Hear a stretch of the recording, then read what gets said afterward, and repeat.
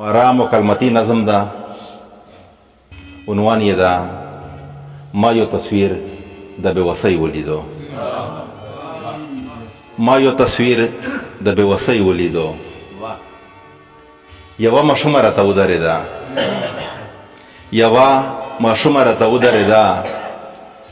ویل یې ماما چې 10 روپۍ به نه وي یم وږې شوی یوه روټۍ پرې اخلم.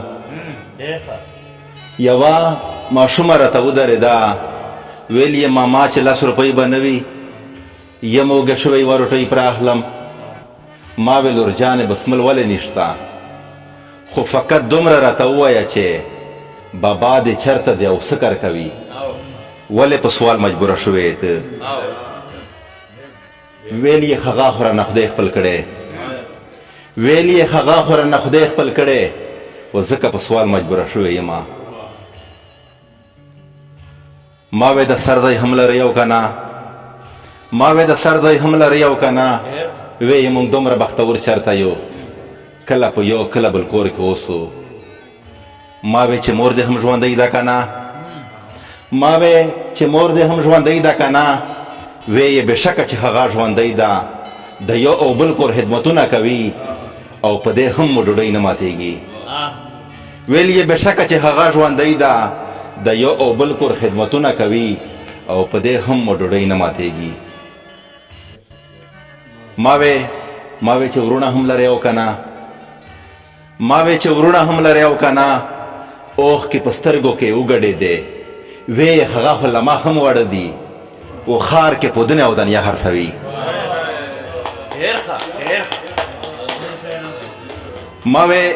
ما وی چې ورونه هم لرئ او که نه، اوښکې په سترګو کې وګډېدې.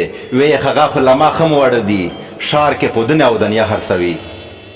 او مخامخ عشمه راته ودرېده. مخامخ عشمه راته ودرېده او په خدای داسې مې مخصوصه کړله لکه زما لور چې وي سر په بازار د ګډې اور د مړ کېدو په خاطر یو بل ته لاس نیسي سوالونه کوي. یا زما زوی د خوشحال خان په لاس کې، یا زما زوی د خوشحال خان په لاس کې او یا د ښکلي اباسین په لاس کې دنیا پودنه سپېلنې وینمه یا د پلش څپلۍ ډبې وینمه. د دې وړو ځای منډی خو نه دی، یوه نیخانه هوټل سری خو نه دی. د دې وړو ځای منډی خو نه دی، یوه نیخانه هوټل سری خو نه دی. د دې ماشومې حق د سوال چېرته دی، د دې ماشومې حق د سوال چېرته دی. لاس کې قلم تخ کې بسته په کار ده، د طبقتي نظام علم په ځای غیر طبقتي یوه درجه په کار ده.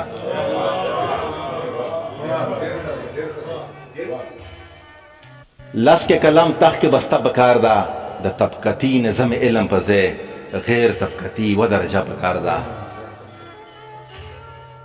و دغه وړه اخر لویږي به نه، دغه وړه اخر لویږي به نه، خو استوې هم به یې زیاتېږي که نه. سولټوي به په لښتو کې رزق، هم د بازار ګند و ویلو کې رزق. و داسې بې علمه رالوی شوي بچي، داسې بې علمه رالوی شوي بچي څه داسې نه ده چې فطري مجرم وي. ماحول ترې بد جوړوي ښه جوړوي، د سرو نه جس د جس نه سره جوړوي. داسې بې علمه رالوی شوي بچي څه داسې نه ده چې فطري مجرم وي. ماحول ترې بد جوړوي ښه جوړوي، د سرو نه جس د جس نه سره جوړوي. و د بد نظر دغه نه شپول کې راګیر، د بد نظر دغه نه شپول کې راګیر.